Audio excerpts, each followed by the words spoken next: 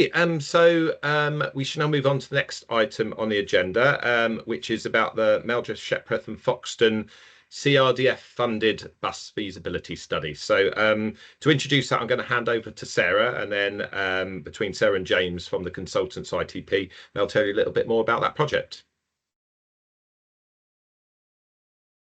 Thank you, Gary. So I've unmuted myself now, hopefully. I'm just going to do a very quick introduction, and then James is actually going to take us through the feasibility study itself. But I just wanted to sort of set the scene. I work for the Meldreth, Shepreth and Foxton Community Rail Partnership. We are a very small community rail partnership. We only have 3 stations at the moment. And my employment is held by South Cambs District Council. So we're not actually the Transport Authority. But one of the priorities of the council is something called Green to Our Core. And what that means is that they try and think about green issues in everything that they do. And one of the things that they did for us as staff is that they've set up the what's called carbon literacy training. So all of the South Cam staff go through this carbon literacy training process. And as part of that, at the end of the training, you have to think about something that you can make as a carbon pledge. And in the group that I was doing, it was all done online, and I got myself into a little breakout group, and I hadn't been on the ground floor, as it were, of the Sustainable Transport Forum, but I had watched all the showcase episodes, if you like, where people were showcasing the work that they'd done, and integrating buses with tourist attractions seemed like one of the ideas that kind of came up again and again in the showcase. So I played around with that idea in my carbon literacy training in my little focus group that they'd put us in, and the people in that group seemed to think it was a good idea. So I worked up a kind of a proposal for it, and I realized that this was a bigger job than me, because I work on my own, just the sole officer, and I only have a few hours a week, and this was going to be bigger than me. So I decided that I was going to need help with this. So one of the I went to a couple of places and asked them and who they knew, and I heard about this particular consultancy, ITP Consultants, through the Gloucestershire CRP, that they'd worked with them before. So then I realised that I was going to need some funding to fund a feasibility study if I wasn't going to do it myself. So I managed to piece together some funding, half from the Community Rail Development Fund, and Gary has been very, very supportive, coming to all of the progress meetings that we've had about this project. So I felt very supported by the Community Rail Network. And the other half has come from an internal grant from South Cambridgeshire District Council, which is called the Green to Our Core grant. And by piecing those 2 bits together, I managed to fund the feasibility study. I think I'll let James tell you a bit more about it. The feasibility study goes slightly outside my particular area of Meldreth, Shepreth and Foxton, because we've included one of the other railway stations in, which is Whittlesford Parkway. But it's all within the South Cambs area, and all of the tourist attractions are the biggest attractions in our area. But I think if I hand over to James, he's got a lovely presentation to show you with some great pictures and some great infographics and so on. And James can tell us all about how they went about doing the study. Thank you. Great. Thanks, Sarah. Hi, everyone. Thanks, Gary, again for inviting us along today to present. Yeah, as Sarah mentioned, I'm James Ford. I'm Senior Consultant at ITP, Integrated Transport Planning. I'm also joined today by my colleague Claire. Claire, if you'd like to introduce yourself. Yep. Hi, everybody. I'm Claire Waldron. I'm the one in the middle. I'm an Associate Director at ITP, and I was, I guess, Project Director for this project, working alongside James. And more from me in a little while. Great. So yeah, Sarah's touched on this already, but the aim of the study was to investigate the feasibility of a local bus service linking key visitor attractions in South Cambridgeshire to the two railway stations. And we touched on the funding. So I thought I'd start with this slide because transport, as we all know, is all about location. So in this instance, a rural location, which presents really specific challenges in providing public transport. So I put some thoughts on this slide. Low population density, wide catchments mean that providing commercially viable bus services can be exceptionally difficult. We'll come back to that at the end as well. So as Sarah was outlining, you can see the sites on this map here. So the Imperial War Museum, Duxford, National Trust Wimpole Estate, Shepreth Wildlife Park in the middle, and also the two railway lines, with Shepreth again in the middle and Whittlesford Parkway slightly further to the east. So you can see the sites are well connected in this east-west corridor of sunny South Cambridgeshire. And rail connections north take you into Cambridge and then south to London. So a study looked to build on the success of existing initiatives of the Community Rail Partnership and allowed us an opportunity to consider how we might better link attractions from further afield to the stations outside of walking distance. And also how we might foster a more cohesive and connected community, both for visitors, but also for residents. And the project was also supported by Visit South Cambridgeshire in their role supporting the local visitor economy. So the key questions that we looked to answer were essentially, what was the need for a local bus service, whether a service could improve the local transport offer, and whether the service could provide better access to tourism, leisure and recreation. Could it essentially attract new visitors to the area?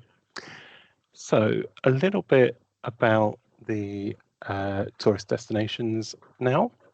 The National Trust Wimpole Estate sees very large numbers of young family and also of senior visitors. A really key priority for them that came out through our discussions was bringing visitors to Hardwick Gate because that was the best and really the only place for information and ticketing from their side, and also offers the best waiting environment compared to the roadside, which didn't have a footway. Peak months were between sort of April and August, coinciding with the summer, as the site is just so vast, people use it for walking, etc. So because of this, most people tend to spend around a full day at the site. And a couple of really key stats about the site were that 98% of visitors drove there, very high numbers because there's a very large free car park with many hundreds of spaces.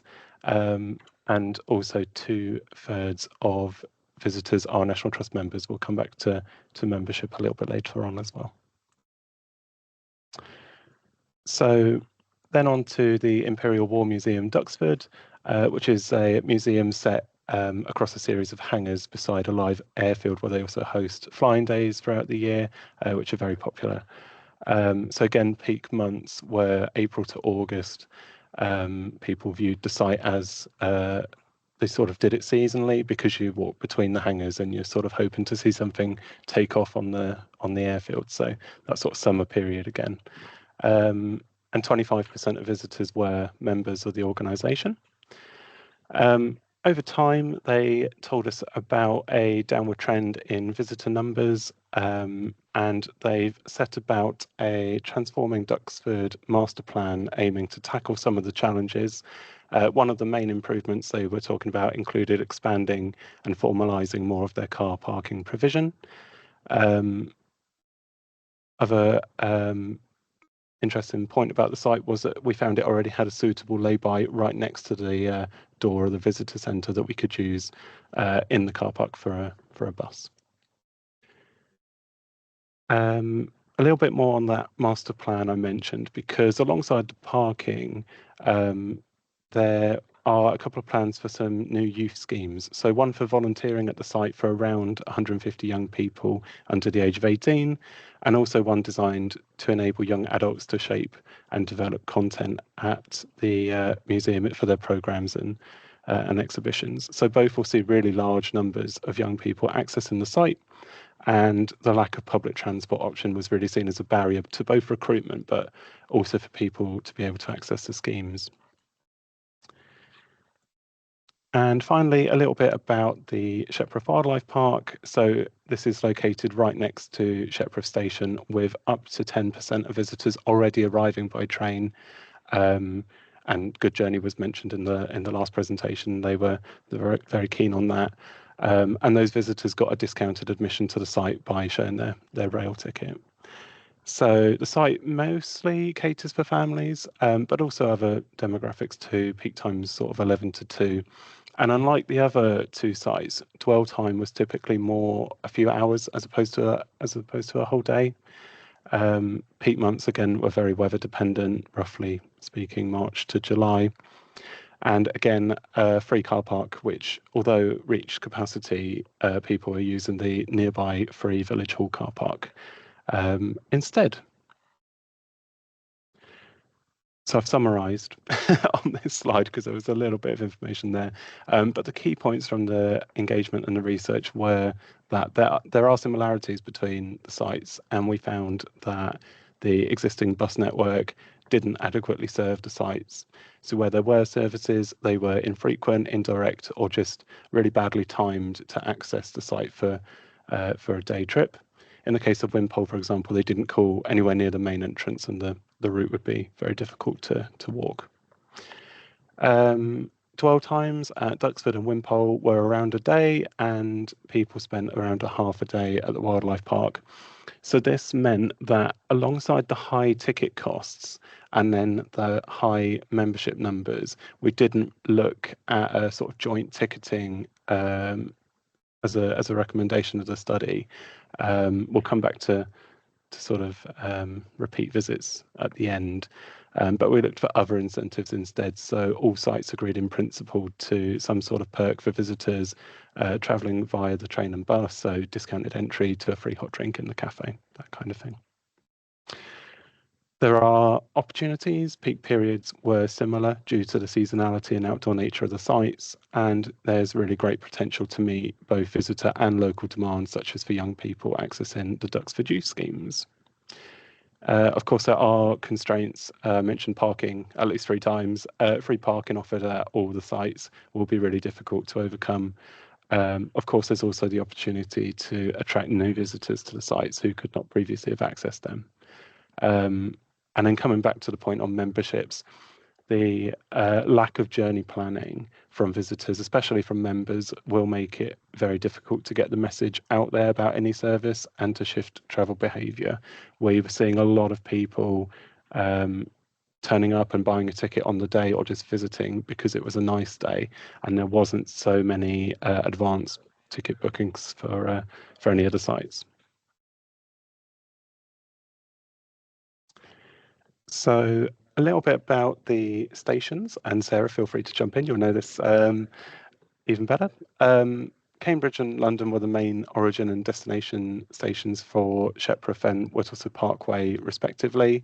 So these were really key connections for any service to meet, of course. You can see with the proportional circles on the side just how much busier Whittlesford Parkway is than Shepreth, around 4 times busier.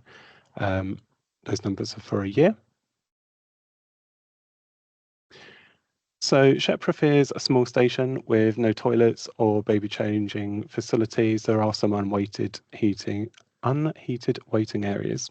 Sorry, for people on the platforms. There's a ticket machine, but no staffed ticket office or public Wi-Fi. There's a small number of bike spaces, around 10 or so, with some CCTV. There's a very small car park, about 15 spaces. And there is step-free access between both platforms via the street. Whittlesford Parkway was an interesting one. So there is a staff ticket office and ticket machines. There's no toilets or facilities. Again, there is some Wi-Fi and some waiting rooms. There's a lot more bike storage and about 350 spaces in the large car park. The main issue that we found with the station was that there's no step-free access between the platforms, and so to walk between them in a step-free way you'd have to travel almost 2 miles by road, so quite difficult to do. So we'll come back to that at the end as well. So I think the key points were really that both stations were really well served to Cambridge and to London with really regular connections. Accessibility at Whittlesea Parkway could be a barrier, but there are some options for how we could overcome this. And the general lack of facilities such as toilets, refreshments and Wi-Fi might not make either station welcoming, possibly hindering the experience. I'll pass over to Claire now, who will talk us through some of the engagement that we did with the transport operators. Thanks, James.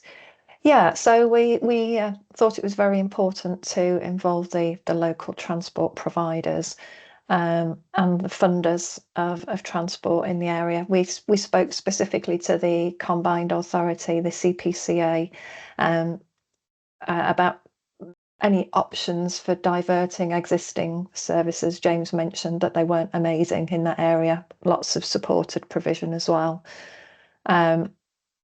We also spoke to local bus operators about any interest in sort of operating a dedicated bus service to the sites and to explore the likely costs of different models of provision as well.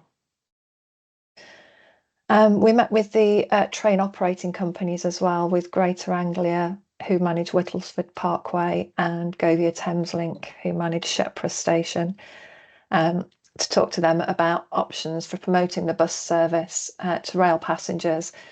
And generally, there was quite a lot of interest in, using either audio announcements, physical advertising at stations to ensure that people were aware of the options for the next time they come, or to tell their friends.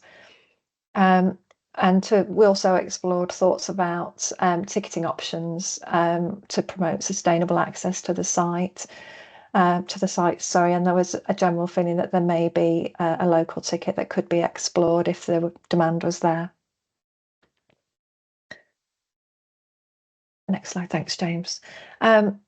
So we wanted to look at 4 options, really. I think it was important to make sure that we weren't reinventing the wheel, so we looked at what was already there. We looked at options for building on existing home to school provision.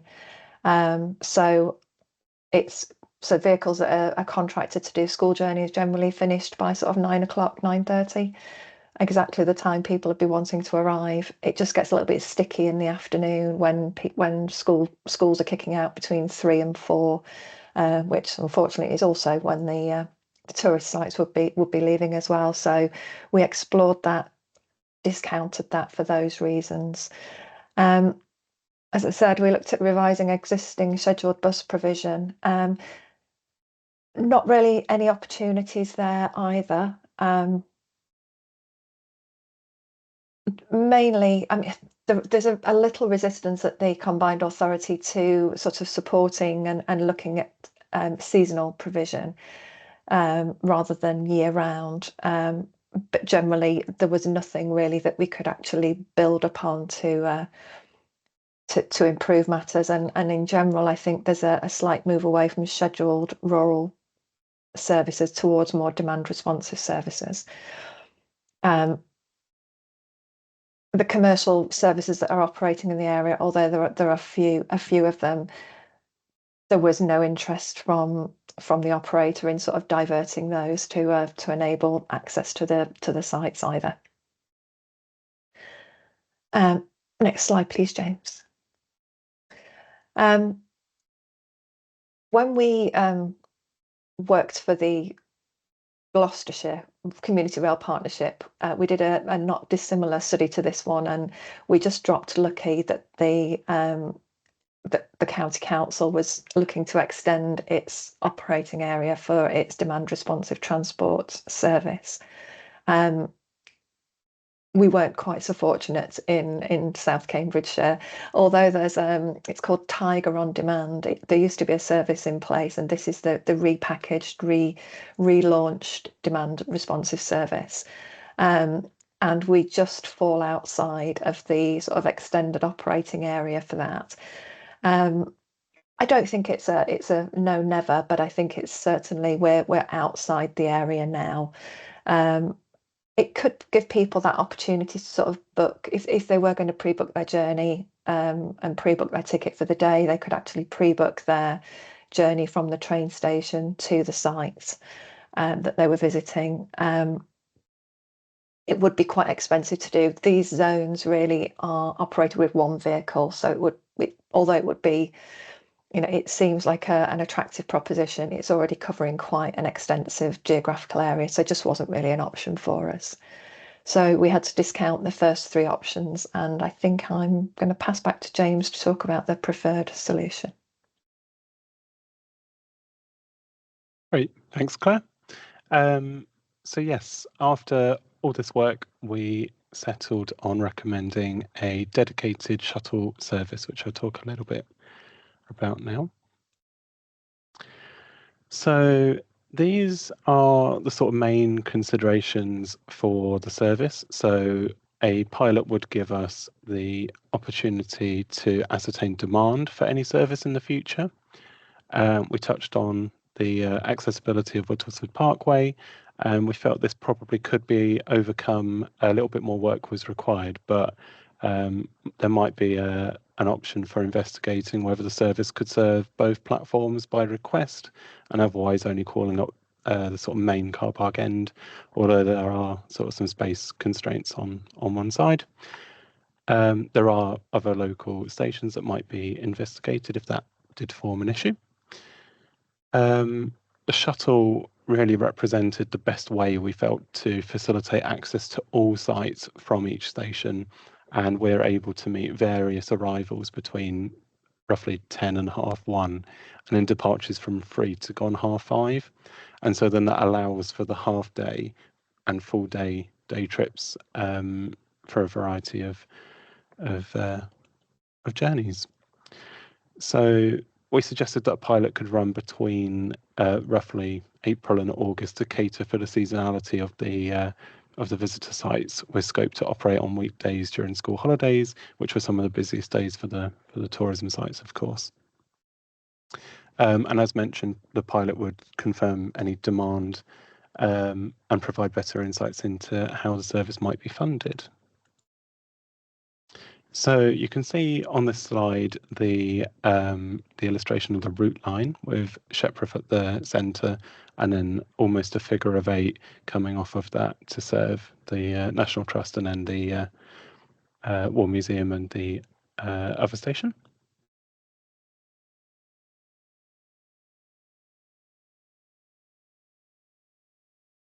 And here I've just put up a one-pager of the timetable. I'm not expecting you to read this, but essentially you can see how the service connects to various train times, which are highlighted in the coloured boxes. So you have the bus service running down in those columns, and then the train arrivals in orange, and the rail departures shown in blue. So you can see we're meeting around 10 arriving trains and 8 departures Monday to Saturday. There was also a Sunday timetable.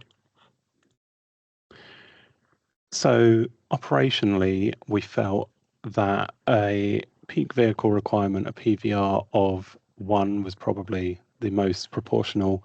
Although if we put 2 vehicles in, you could meet so many more connections because you could do an hourly service. It wasn't deemed proportional to the demand at this stage. The service would connect local settlements to the railway stations and to the tourist destinations. So how this might work in practice requires a little bit more thinking about. So, for example, we could operate as a hail and ride, but then that might prove difficult to manage and may present issues with accessibility where the bus cannot safely stop or where there's no footway provision. So yeah. Just before I summarise, we considered the branding of the vehicle due to the role of improving the perceived service quality of the service. So this included livery of the vehicle, but we recommended sort of low cost solutions such as signs for a pilot. We spoke with the rail operators, as Claire mentioned, about marketing the service along the railway lines, Cambridge to London, to promote the service to a wide audience of existing rail users. And then we also spoke with the destination sites about marketing the services, not only on social media and their websites, but also on departure from the sites as an alternative way to access the site next time, focused on the existing visitors and trying to fill that, sort of trying to tap into that member segment. You could also use that as an opportunity to advertise the wider area and the other nearby tourist destinations. So we concluded that neither demand locally or from the rail passengers would result in the service becoming commercially viable. We did cost different options for delivery for an eco electric bus and then also for a diesel bus, and roughly speaking, the service might be expected to cover around half of the costs if it operated at maximum capacity. The weather would have a very strong influence on the patronage of the service, we said, because of the weather-dependent destination sites, and some more work would be required to create a fare structure that would make the service an appealing proposition, especially for families or for groups. There's also strong potential to improve access to the destination sites for day trips from Cambridge and London, encouraging new groups of visitors to the sites, including those without access to a car or young people. But the abundance of free parking at each site will present really significant challenges, and marketing the benefits of the service will be really important. So looking to the future, consideration really needs to be given to a couple of things. One of them is the waiting environments at the stations. So we recommended there might be an opportunity for partnership with local hotels by the railway stations to use their facilities. So, for example, could people use the restrooms there, possibly buy a coffee before they departed home, perhaps? You could also use them, and people could extend their stay and do more than one attraction using the service for multiple days. And we anticipated that subsidy of some form would be required to operate any service, and a pilot would enable effective monitoring of costs and patronage. We did have some interesting conversations with the combined authority about funding and fare strategies, and how something along the lines of introducing a mechanism in the pricing of admission to set funding aside for local bus services might attract some funding from the authority. So that needs some further consideration. So to wrap up, I've come back to this slide. Transport's all about location. Understanding local context is key to understanding the options and then associated opportunities and constraints. So I'll give people a minute to think of some questions or to start typing in the chat. But if we've piqued your interest, then ITP offers a variety of transport planning capabilities, including service planning and design through to implementation. We do demand modelling, business case assessments, monitoring and evaluation, and so much more. We've got over 100 colleagues in the UK and many more worldwide. So if you'd like to get in touch to find out more, then we look forward to hearing from you. Feel free to drop us a message if you have a query, or if you think of something after today, then we'd love to hear from you. But for now, thank you very much for listening. Thanks for having us, and we're happy to take any questions. If I can just butt in very, very quickly, just to sort of round things off, just to speak about working with a consultancy like ITP. I think one of the sort of really interesting things is that I was, when I was thinking about this service and I was sort of putting in the proposal and so on, I think I had some very sort of rose-tinted goggles.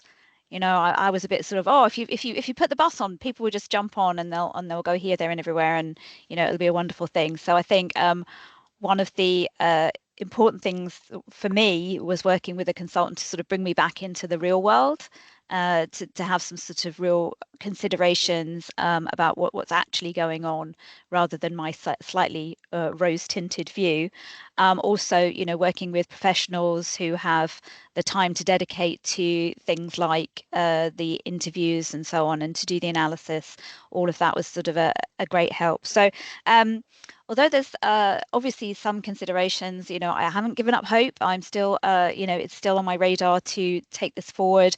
I think the CPCA are constantly sort of reviewing their bus services and bus provision and so on. And also with the proposed local government reorganisation as well, it might be that my role currently in the district council actually moves closer into the county council, closer to the transport authority. So there's some opportunities for me there to have more influence. But I did want to say yes, thank you very much to both Claire and James for working with us and to agreeing to come and do the presentation today. So thank you. Yeah, thank you all.